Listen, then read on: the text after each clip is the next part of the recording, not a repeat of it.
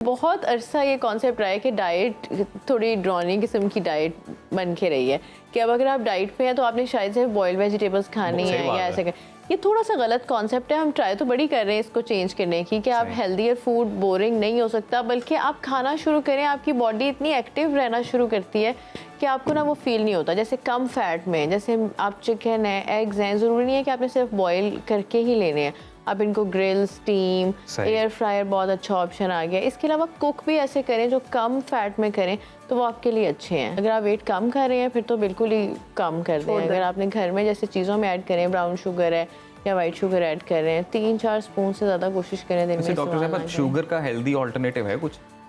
Like कुछ लोग हनी कहते हैं, ये शक्कर हनी है, खजूर है। अगर आपका टेस्ट, जब तो बहुत वेट रिस्ट्रिक्शन करनी हो तब तो हम आर्टिफिशियल स्वीटनर पे कुछ देर ले जाते हैं। हमारे साथ मौजूद है न्यूट्रिशनिस्ट हैं डॉक्टर मोइना बेग। वेलकम करते हैं आपको। मोइना, कैसी हैं आप?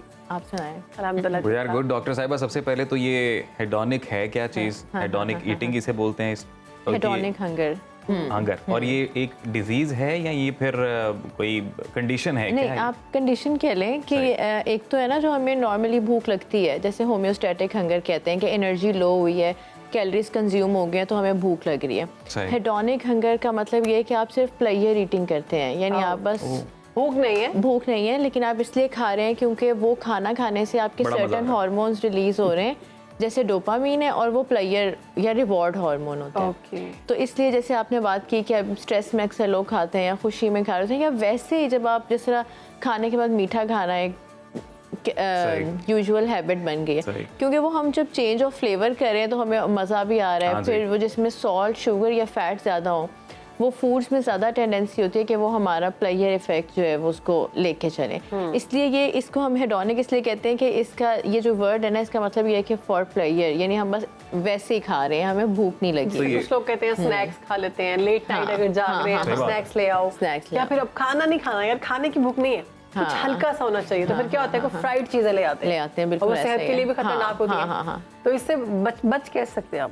इससे बच इस तरह सकते हैं, छोटी छोटी हैबिट्स आपने ऐसी डेवलप करनी होती हैं कि विद टाइम आपकी आदत चली जाए। अब जो आपने देखा होगा जिनको मीठा खाने की या जंक खाने की आदत बहुत मुश्किल से छूटती है, क्योंकि आपको ना कम से कम 30-40 डेज स्ट्रेट ये चीज़ें छोड़नी पड़ती हैं। अदरवाइज़ आपका ब्रेन वही डिमांड कर रहा होता है कि आप वो चीज़ें खाएं और आपको अच्छे इफ़ेक्ट्स जो उनके आप फील करते हैं वो मिलें।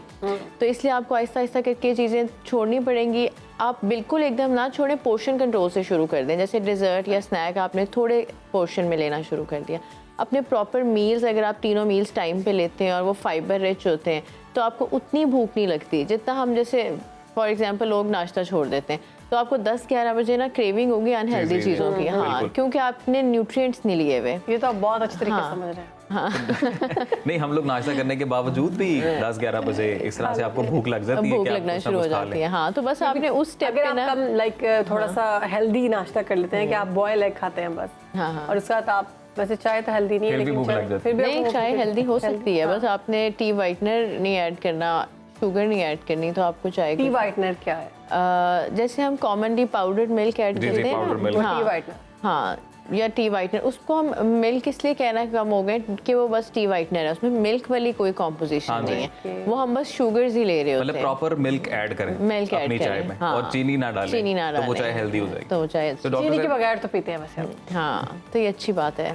तो ये बताइएगा, ये हेडोनिक अगर किसी को हो जाए तो ये कितनी डेंजरस हो सकती है?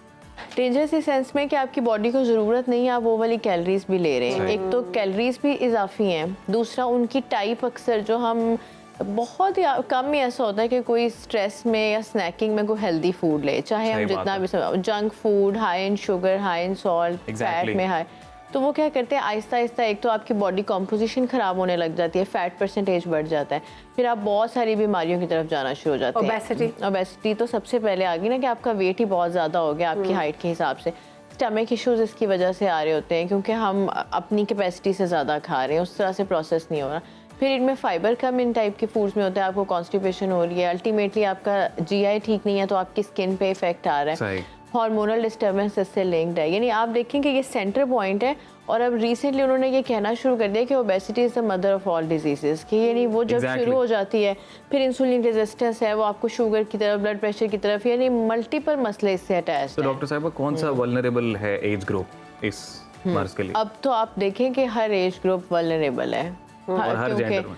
हर जेंडर है, क्योंकि अब आपने देखा होगा बच्चों में ओबेसिटी, हम अक्सर क्लिनिक में देखते हैं कि छोटे बच्चे भी आए हैं ना तो उनकी बॉडी कॉम्पोजिशन, जैसे हाइट उतनी नहीं बढ़ी लेकिन पेट निकला हुआ है, क्योंकि हमारी टाइप ऑफ डाइट चेंज हो गई है। हमने वो इतनी प्रोसेस्ड चीज़ें लेनी शुरू कर दी हैं जिनमें बहुत ज़्यादा शुगर, सॉल्ट है, वो न्यूट्रिएंट्स नहीं मिल रहे जो हमारी ग्रोथ अच्छी करें, बल्कि हमें एक्सेस कैलोरीज जो है ना वो वेट गेन की तरफ डॉक्टर साहब, मुझे आज तक एक चीज़ की समझ नहीं आई, जो चीज़ जितनी हेल्दी है वो उतनी टेस्टलेस क्यों होती है, और जो चीज़ जितनी अनहेल्दी है वो उतनी टेस्टी होती है? अच्छा नहीं, ऐसा ना, क्योंकि बहुत अरसा ये कॉन्सेप्ट रहा है कि डाइट थोड़ी ड्रॉनी किस्म की डाइट बन के रही है कि अब अगर आप डाइट पे हैं तो आपने शायद से बॉइल्ड वेजिटेबल्स खानी है या ऐसे। ये थोड़ा सा गलत कॉन्सेप्ट है। हम ट्राई तो बड़ी कर रहे हैं इसको चेंज करने की कि आप हेल्दियर फूड बोरिंग नहीं हो सकता, बल्कि आप खाना शुरू करें, आपकी बॉडी इतनी एक्टिव रहना शुरू करती है कि आपको ना वो फील नहीं होता। जैसे कम फैट में, जैसे आप चिकन है, एग्स हैं, ज़रूरी नहीं है कि आपने सिर्फ बॉयल करके ही लेने हैं, आप इनको ग्रिल, स्टीम, एयर फ्रायर बहुत अच्छा ऑप्शन आ गया। इसके अलावा कुक भी ऐसे करें जो कम फैट में करें तो वो आपके लिए अच्छे हैं, लेकिन क्लोजर टू नॉर्मल रहना अच्छा है। जो बहुत ज़्यादा हम बाहर का खाना खाते हैं, हमें उसकी कॉम्पोजिशन का नहीं पता होता। ये हेडोनिक का तो आप बता रही है ना कि ये वो मर्ज है कि जिसमें आपको भूख नहीं है, लेकिन इसके बावजूद फॉर प्लेयर आप खा रहे हैं, प्लेयर ईटिंग कर रहे हैं। बिल्कुल ऐसे ही है। लेकिन कुछ ऐसे लोग भी हैं जिन्हें खाने के फौरी बाद भूख लग जाती है, लाइक जिन्हें बहुत भूख लगती है। हाँ। अब देखिए ना, जब हमने एक लंबे टाइम के लिए ज़्यादा खा लिया तो हमारा स्टमक जो है ना वो इलास्टिक है, उसकी कैपेसिटी फिर बढ़ जाती है, क्योंकि हम अपनी बॉडी को, इसी तरह आप देखें कि जो 3-6 महीने डाइट करते हैं, कंट्रोल डाइट करते हैं, उनको फिर आदत हो जाती है उस प्लान की कि वो थोड़ा कम खाना शुरू कर देते हैं। फिर हम यूजुअली ये करते हैं कि हमारे, एक तो हम माइंडफुल ईटिंग नहीं करते, बहुत तेज़ी से खाते हैं, उसके साथ सॉफ्ट ड्रिंक लेते हैं, यानी हम ऐसी चीज़ें ले रहे हैं जिनकी प्रोसेसिंग स्लो नहीं है, और ज्यादातर हम टीवी देखते हुए खा रहे होते हैं और हम तब तक खा रहे होते हैं जब तक हमारी बस नहीं हो जाती। इससे बच कैसे सकते हैं? इससे बच ऐसे सके, एक तो अपनी टाइप ऑफ डाइट ऐसी करें जिसमें फाइबर ज़्यादा हो। ठीक है। जैसे रोटी का इस्तेमाल, जैसे आप होल व्हीट का इस्तेमाल करें या मिक्स्ड फ्लोर के रोटी लेना शुरू करें। सैलड ज़रूर ऐड करें अपने हर मील में। इसके अलावा जब आप फाइबर ज़्यादा कर देते हैं ना तो आपकी बॉडी उसको आहिस्ता आहिस्ता प्रोसेस करती है। जब हम बिल्कुल बर्गर लगा लें, जैसे अब बंस हैं या इनकी आधी प्रोसेसिंग तो बॉडी से बाहर ही हो गई हुई है ना, प्रोसेस्ड फूड है, तो वो आप खाते हैं वो डाइजेस्ट हो जाता है, यानी उसका कोई ऐसा फाइबर प्रोसेसिंग का टाइम नहीं मिलता, एनर्जी उस तरह से नहीं मिलती, एनर्जी भी नहीं मिलती, और वो बहुत जल्दी। डॉक्टर साहब, फास्टिंग काम करती है इस मामले में? करती है। और कितनी नॉर्मल रूटीन में करनी चाहिए अगर आपने फैटलेस रखना है जिस्म? हाँ, आप जैसे आप कुछ महीनों बाद, जैसे कुछ अरसे के लिए इंटरमिटेंट फास्टिंग कर लें। हमारे पास तो बड़ा अच्छा मौका आता है कि साल में एक दफ़ा हमारा पूरा फास्टिंग वाला मंथ आ जाता है, वरना अब इंटरमिटेंट फास्टिंग बहुत सारे लोग कर रहे होते हैं। वो एक दफ़ा आपका 16 आवर्स के लिए 16 आवर्स भी कर सकते हैं, 16-8 भी कर सकते हैं, 14-10 भी कर लेते हैं। बस उसमें भी हम यही गाइडलाइन देते हैं कि ऐसा ना करें कि पूरी सुबह खाली गुजार लें, यानी शाम अर्ली डिनर करें, लेट ब्रेकफास्ट करें, तो इस तरह करके अपनी रूटीन बनाएं। कुछ लोग ऐसे करते हैं इंटरमिटेंट फास्टिंग में भी पूरी सुबह फास्टिंग अगर रात को पूरा जंक खाते हैं, तो हमें साथ साथ उसके टाइप ऑफ डाइट पे फोकस करना बहुत ज़रूरी है। हाँ, तो यानी अब इससे बचने के लिए आपको इंटरमिटेंट फास्टिंग करनी पड़ेगी? नहीं, 3-4 चीज़ें। एक तो ये कि आप अपने प्रॉपर मील्स लें अपने टाइम पे, उनमें आप 3 मेन मील्स, नाश्ता, दोपहर का खाना, रात का खाना, छोटे छोटे स्नैक्स दरमियान में लें जो हेल्दियर हों।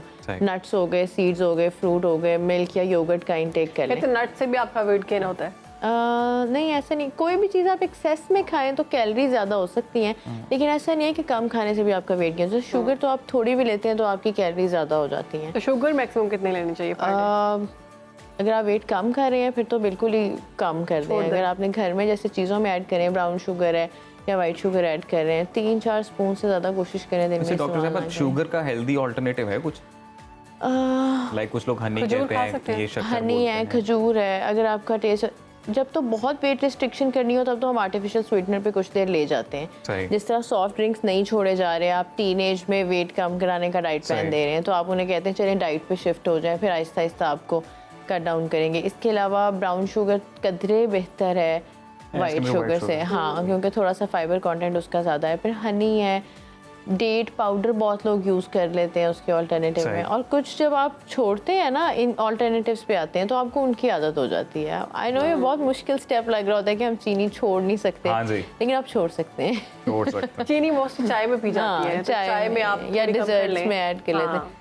कुछ तो इतनी हमें हैबिट चेंज करनी है, कुछ लोग तो फ्रूट चाट में भी शुगर ऐड कर लेते हैं। बिल्कुल ऐसे ही है, इवन दूसरी चाट ज्यादातर में भी हो करते रही है। हैं, कुछ लोग नहीं करते ज्यादातर। और दूसरी चाट जो है चना चाट, इनमें भी शुगर ऐड कर लेते, थोड़ा सा खट्टा मीठा सा टेस्ट। तो जहाँ नेसेसरी ना हो वहाँ नहीं यूज करनी चाहिए। बिल्कुल ठीक है, बहुत शुक्रिया आपका डॉक्टर मोहम्मद साहिबा, और उम्मीद है कि सबको बेहतरीन तरीके से समझ आ गई होगी कि आपने अपना हेडोनिक किस तरह से खत्म करना है।